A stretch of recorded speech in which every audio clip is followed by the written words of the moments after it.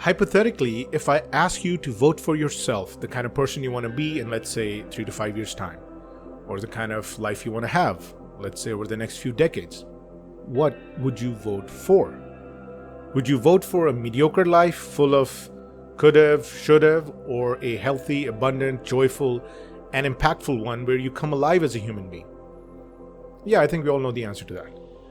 But now you may ask, well, Sal, this is hypothetical voting. This doesn't work. This is not real life. In real life, we can't just vote in a new life or wish away a bad one. And you would be 100% correct. But let me just tease you a little bit. James Clear, the author of Atomic Habits, a highly recommended read, by the way, he says, and I quote, "Every action you take is like a vote for the type of person you want to become." End quote. And I 100% agree with that. He's basically saying is that our votes are through our actions. The kind of person we want to become in the future only gets voted in based on our actions. It's not so hypothetical now, is it? Now, let's say we behave a certain way. Our actions are negative, let's say. Like waking up late, or missing out on exercise, or overeating, or smoking, or anything else we know is really a disservice to us and our future, but we do it anyways. Why? Because it gives us immediate comfort. So what are we doing? We are engaging in negative action, which is reinforcing our negative beliefs. And at some level, we may be fed up. We don't like the way things are progressing, but at the other level, we are making excuses for it. Oh, you know why this is not happening? It's because it's nature. I'm 40 plus, so I'm suffering more aches and pains. I'm aging. Life kind of is like such. I'm resigned to the couch. Now, if you have that kind of fixed mindset that you cannot influence your life in a positive way, that it is what it is and you're just on the receiving end of everything else, well, with that negative belief that you hold so dearly, and a lot of it is just justifications, how would you command yourself to do anything positive? Why would you sign up for a gym membership? Why would you go for a hike or learn how to play tennis or eat selectively? If you think negatively, why would you act positively? You won't. So what James Clear is suggesting is, how do we flip the script? How do we take control over our lives? What he's saying is that we lead with our actions. We lead with our behaviors and not our beliefs. Because we can talk ourselves out of anything. But when we act, and when we act consistently, we start bringing in change, right?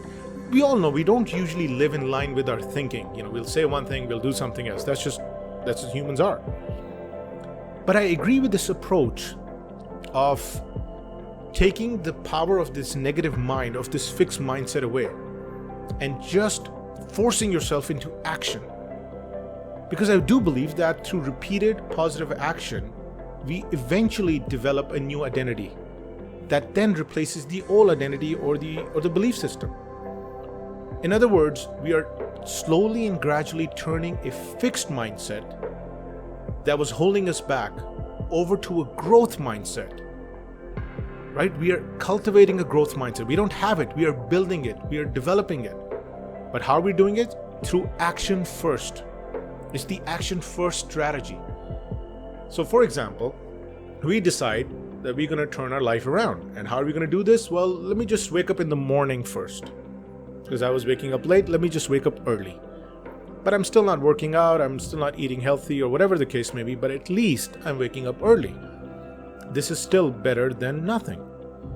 But now what you've done is, by waking up in the morning, you've basically cast a small vote for getting up. A small step or action of waking up. This small step then starts developing the identity in you of a person who at least gets up in the morning, and now you're starting to build some self-credibility with yourself.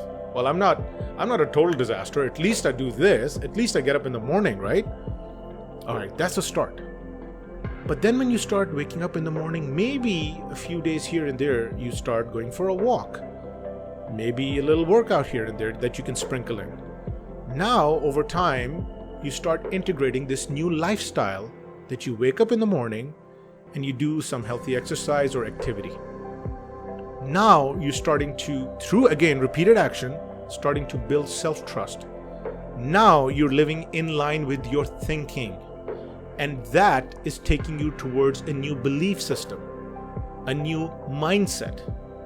So next time when you're wondering where to start and how to initiate your transformation in life, stop overthinking, because your mind is going to talk you out of so many things. It's going to keep you sort of locked in.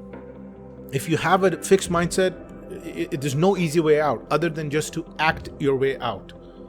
So if you want to engage in your transformation, opt for developing habits that assist you in your goals. Your habits are going to be your best friends. And we don't just develop habits by planning for them or wishing for them. The only way habits are formed is through taking small action a large number of times. Okay? It's really that simple. Small action a large number of times. Do not underestimate the power of these baby steps. These baby steps become giant leaps when they accumulate over time.